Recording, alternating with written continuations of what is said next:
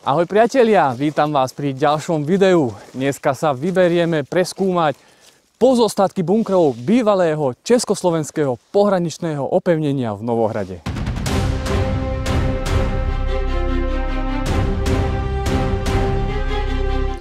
Vzhľadom na vojenské nebezpečenstvo hroziace Československu sa československá vláda rozhodla investovať miliardy korún do megalománskej výstavby československého pohraničného opevnenia.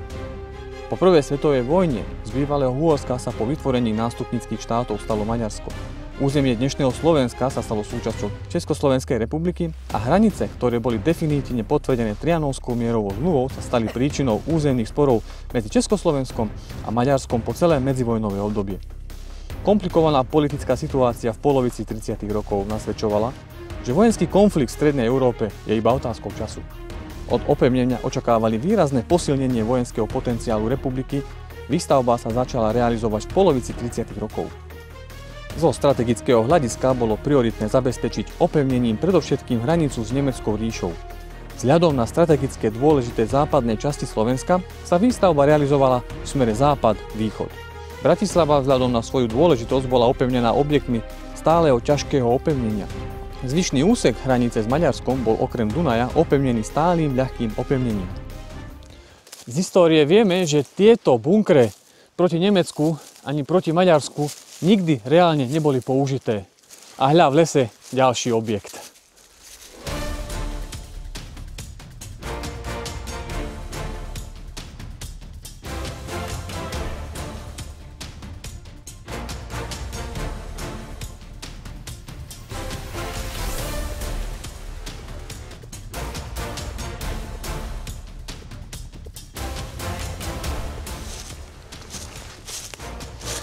Pristavíme sa pri ďalšom ropíku, kde sa nám zachovala aj strieľňa a z takejto strieľne číhali na nepriateľa hlavne zbraní, ktorými bol tento bunker vystrojený a jednalo sa o ľahký guľomet vzor 26 alebo v niektorých prípadoch o ťažký guľomet vzor 37, ktorým československá armáda disponovala a na tú dobu to boli veľmi kvalitné a veľmi presné zbrane, patrili medzi najkvalitnejšie a najpresnejšie zbrane na celom svete. Na streche objektu môžeme vidieť zakrútené drôtené háky, ktorým sa hovorilo prasačie chvosty a tieto primárne slúžili na uchytenie maskovacích sietí. S takýmito prasačími chvostíkmi sa môžeme stretnúť aj okolí bunkrov, tie už ale slúžili na uchytenie osnatného drôtu. Ropík bol vystrojený aj periskopom, ktorého sa dal bezpečne sledovať pohyb nepriateľa. Do výbavy objektu patril aj ručný ventilátor. Celkovo objekt bol veľmi sebestačný a odolný. Každý objekt sa betonoval naraz a typ betónu prechádzal prísnou kontrolou tvrdosti. Posádku objektu tvorili 3 až 7 vojaci. V okolí obce Ľuboreč v lese sa zachovalo veľa týchto nemých svedkov minulosti a podľa mňa môže za to viedenská arbitráž, nakoľko v roku 1938 južnú časť Slovenska pripojili k Maďarsku. Les v okolí Ľuboreče patril ešte do slovenského štátu, ale tu neďaleko sa tiahla štátna hranica a už susedná obec Halič patrila do Maďarska.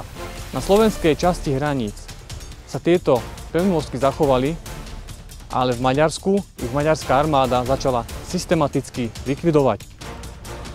Na slovenskej časti hraníc tieto pevnostky boli pravdepodobne zlikvidované až po roku 1945. Objekty môžete objaviť aj na poli, alebo tu za mnou dole v dolinke ďalší objekt, takže musíte chodiť s otvorenými očami. Bunkre československého opevnenia boli využívané minimálne počas druhej svetovej vojny, napríklad pri jednom z nich bolo umiestnené nemecké guľometné hniezdo v obci Bredka a tento bunker tohto opevnenia si dodnes môžete pozrieť. V okolí Lučenca sa zachovalo niekoľko ropíkov v nepoškodenom stave.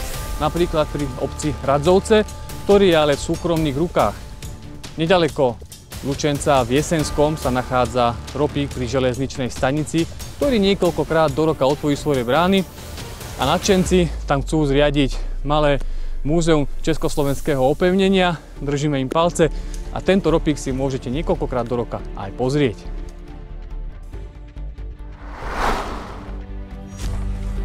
Prvá Československá republika sa pustila do megalomanského projektu výstavby hraničného opevnenia. Zaplatili za to miliardy korún a tieto pevnosti neboli nikdy reálne použité na obranu Československej republiky. Cieľom tohto videa nebolo predstaviť stavbu ropíkov ani hraničného opevnenia. Chcel som vám len ukázať v tomto videu ďalší zaujímavý turistický typ, ktorý môžete navštíviť. A tieto miesta odporúčam navštíviť od neskorej jesene po skorú jar, aby ste tieto stavby v lese aj našli. Veľmi pekne by som sa chcel poďakovať tvorcom tejto stránky, lebo tí chalani spravili obrovskú robotu, zmapovali miesta a umiestnenia týchto ropíkov. Niektoré sú aj nafotené a vďaka im som ich dneska vedel nájsť, lebo bez mapy sa do pátrania po ropíkoch nepúšťajte, nakoľko v lese ich iste nenájdete, ak nemáte nejakého miestneho sprievodcu.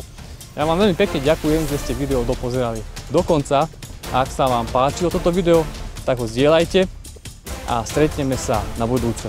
Ahojte.